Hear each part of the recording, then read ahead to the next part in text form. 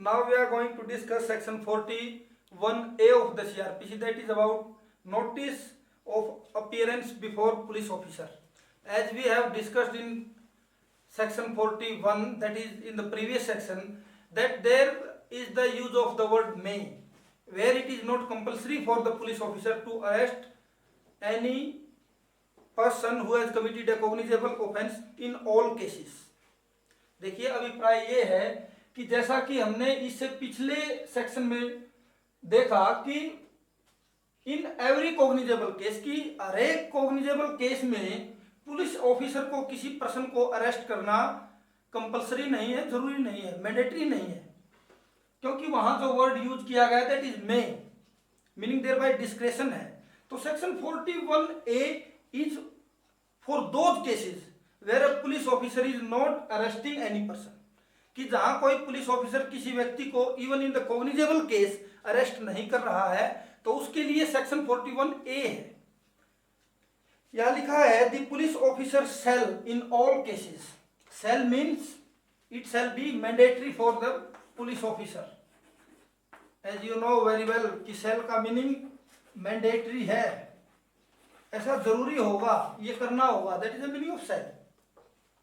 The police officer shall, in all cases where the arrest of the person is not required under the provisions of subsection 1 of the section 41, कि जहां section 41 में किसी व्यक्ति को गिरफ्तार करना आवश्यक नहीं है, तो उस केस में कुछ काम पुलिस ऑफिसर को करना होगा। और क्या करना होगा? इश्यू अ नोटिस, एक नोटिस इश्यू करना होगा, directing the person against whom a reasonable complaint या इंफॉर्मेशन या कोई suspicion exist that he has committed a cognizable offence. तो उस केस में एक नोटिस इश्यू करना होगा, और नोटिस किस बात को?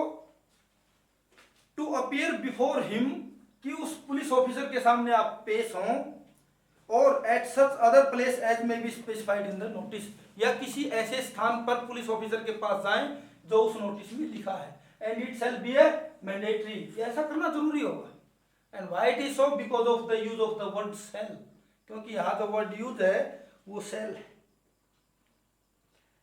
Subsection 2 says where such a notice is issued to any person, it shall be the duty of the person to comply with the terms of the notice, कि जहां इस तरह का कोई नोटिस किसी भी व्यक्ति को दिया गया है पुलिस ऑफिसर द्वारा, तो इन दैट केस उस नोटिस को कंप्लाई विद करना, उस नोटिस की टर्म्स एंड कंडीशंस को पूरा करना जरूरी होगा किसी भी व्यक्ति को जिसको वो नोटिस दिया गया है।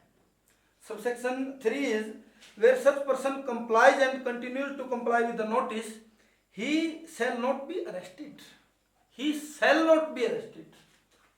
सबसेक्शन 3 कहता है he shall not मीनिंग कि आप उसे गिरफ्तार नहीं कर सकते, या उस व्यक्ति को गिरफ्तार नहीं किया जाएगा, that is the compulsion upon the police officer. लेकिन एक क्वालिफिकेशन है, व्हाट्स दैट क्वालिफिकेशन?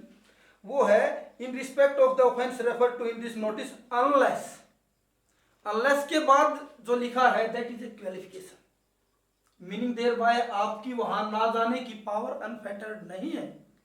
ऐसा नहीं है कि अगर आप नोटिस के साथ कंप्लाई विद करते हैं तो वो आपके कॉल ही नहीं कर सकते, ऐसा नहीं है, क्योंकि आफ्टर अनलेस जो लिखा है that is a qualification that is added in the section 41A। और वो क्वालिफिकेशन क्या है? Unless for reasons to be recorded the police officer is of the opinion that he ought to be arrested, कि अगर police officer को लगता है कि कंप्लायंस के बाद भी किसी व्यक्ति को अरेस्ट करना जरूरी है तो वो कर सकता है, लेकिन उसके लिए क्वालिफिकेशन क्या है कि that order shall be a reasoned order, reason recorded in the writing. क्योंकि यहां जो फ्रेज है for the reasons to be recorded, कि आप कुछ रीजंस रिकॉर्ड करें, आप कारण बताएं कि why you are arresting a person that is complying with the notice. Now is the subsection 4 where such person at any time fails to comply with the terms of the notice, कि जहां कोई व्यक्ति notice की terms के साथ comply करने में fail करता है, असफल रहता है, या और is unwilling to identify himself, या अपने आप को आइडेंटिफाई करवाना नहीं चाहता। क्यों नहीं करवाना चाहता? ताकि उसको ट्रायल में ना ले जाया जा सके। In that case the police officer may subject to such orders as may have been passed by a competent court in this behalf, कि कोई व्यक्ति आ नहीं रहा है तो वो नोटिस इश्यू कर सकता है कोई भी पुलिस ऑफिसर, लेकिन कब? Subject to the orders of the court, court के जो ऑर्डर्स हैं उनके अधीन रहते हुए। किसके लिए? To arrest him for the offence mentioned in the notice, कि जो ऑफेंस उस नोटिस में मेंशन किया गया है।